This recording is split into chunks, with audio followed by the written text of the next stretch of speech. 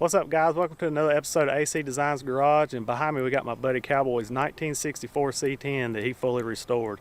It's got a small block in it, Mutha Thumpr cam, so if you wait to the end we're going to fire this thing up and let you hear what those cams sound like. But we're going to do a bunch of walk arounds. He's got some old pictures and stuff up that I like to share with you, so stay tuned.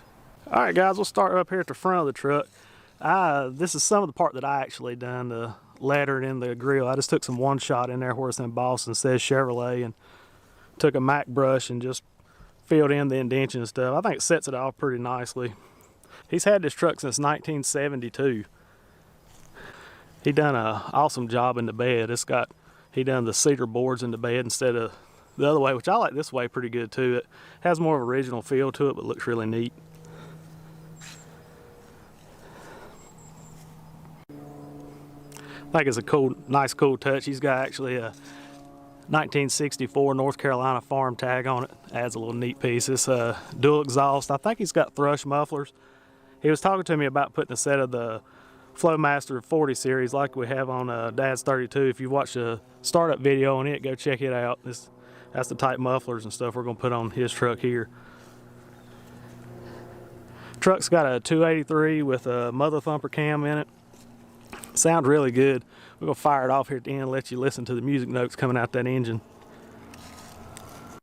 Here's another part of the truck that I had a little piece in helping on. Those are brand new doors I'd painted. They had some issues come up bubbling for some reason or another after it was restored after a few years. So we put him some brand new doors. So I got to paint part of this. So I painted the doors and put the chrome on, and we decided not to put the side mirrors on. I just think it looks so much better down the side. And also, I hand lettered the custom cab parts and stuff he had put on there. I think it's a really cool truck though. I'll give you the tire size here in a minute in case any of y'all are interested. Those are 8-inch truck rallies all the way around with the beauty rings and factory centers.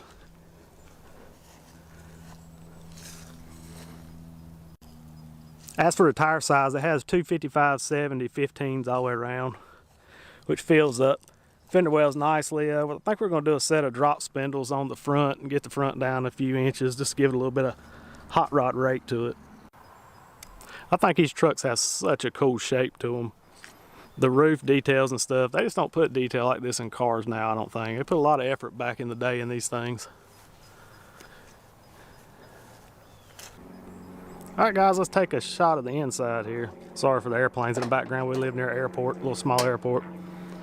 It's all painted and stuff. Seats look really cool in teal and white.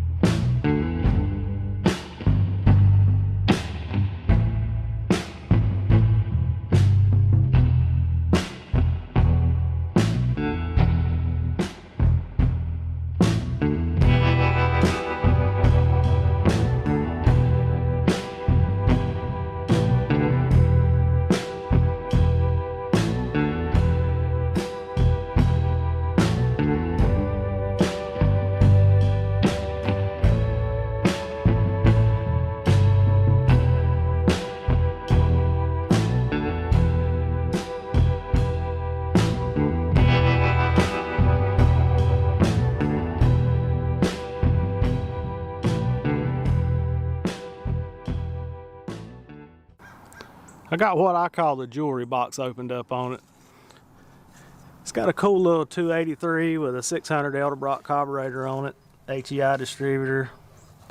It's got a 3-speed on the column or 3 on the tree, whatever you want to call it. Really detailed out under the hood. It's cool. It's got one of my favorite cams in it. We're going to fire it up here in a minute and let you hear it. It's got a comp Mutha Thumpr cam in it.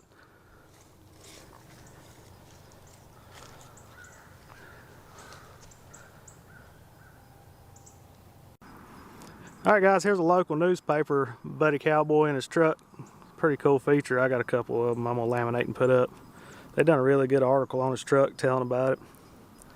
Now we'll go over here to the book. It's got all the build up on it so you guys can see what went through to build this truck.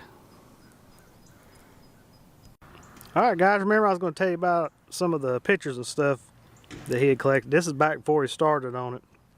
Said he paid $1,600 for this truck, being the second owner in 1972.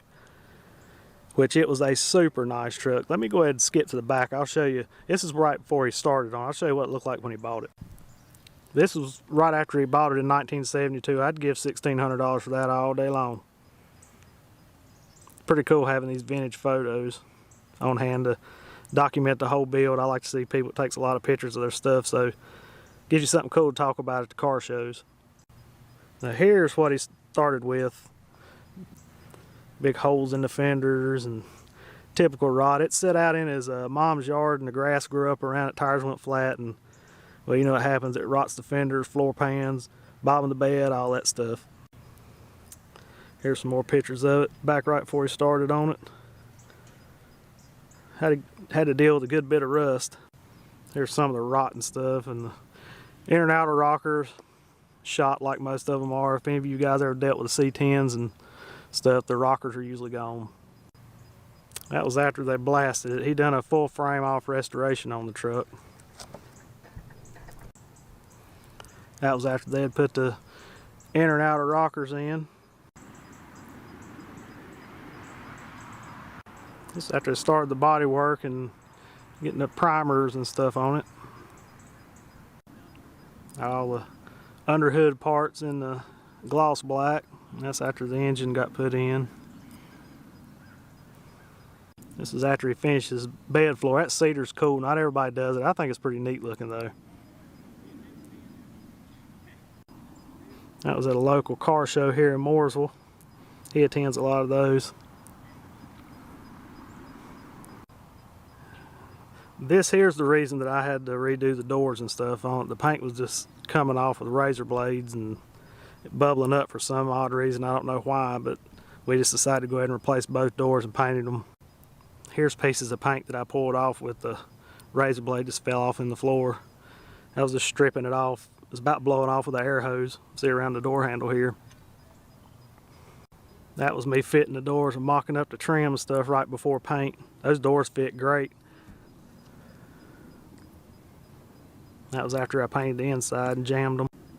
Here's my doors hanging up in the shop. I'd blocked them and got everything flat, good and flat on them before I put a coat of epoxy primer. I like to put epoxy down. This seems to hold up better. Here's after they were together. And then I put a coat of high build on top and block it good and flat with guide coat. That was when I was wet sanding them, getting ready to buff. Turned out pretty good, I think. Alright guys, I'm going to let you see what this Mutha Thumpr sounds like through a pretty much stock 283.